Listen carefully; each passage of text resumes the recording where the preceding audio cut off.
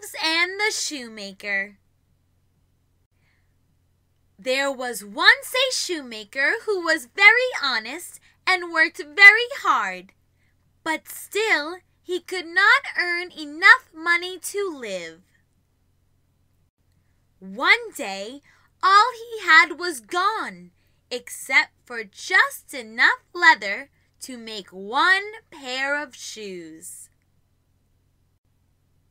He decided to go to bed and rise early in the morning to make the shoes.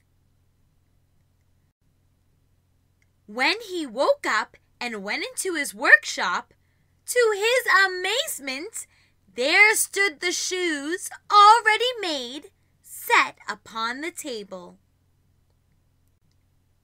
The shoemaker didn't know what to think. He looked at the workmanship. There was not one false stitch.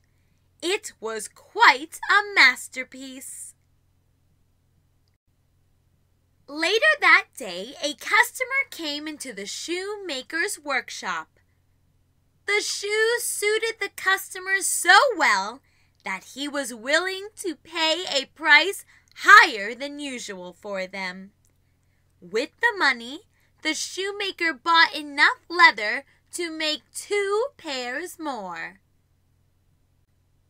He went to bed and decided to work on the shoes the next morning. But he was saved all the trouble. When he woke up in the morning, the work was already done.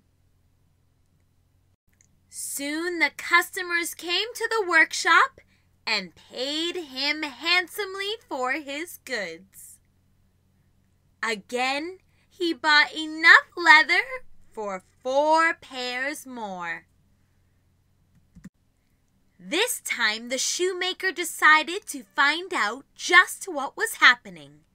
He left a candlelight burning and hid himself behind a curtain in a corner of the room and waited.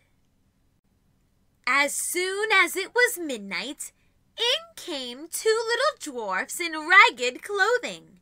They sat upon the shoemaker's bench and began to ply, stitch, wrap, and tap their little fingers.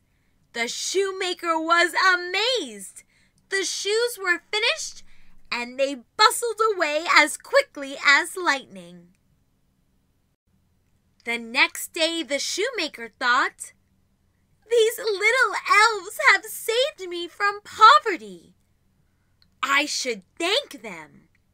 He decided to make each of them a shirt, a coat, and a little pair of shoes. At the end of the day, the shoemaker left the clothes on the table instead of the leather. He hid behind the curtain to watch what the little elves would do.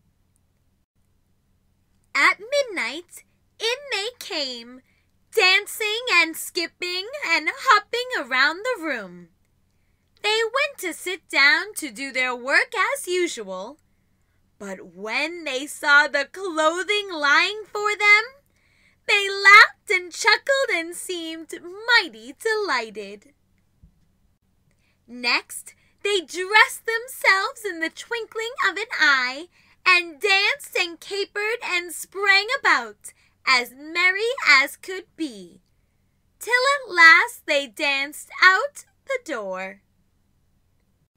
The shoemaker never saw the elves again, but all was well with him from that time forward. He knew he had much to thank those little elves, and never forgot the kind things they did for him. The end.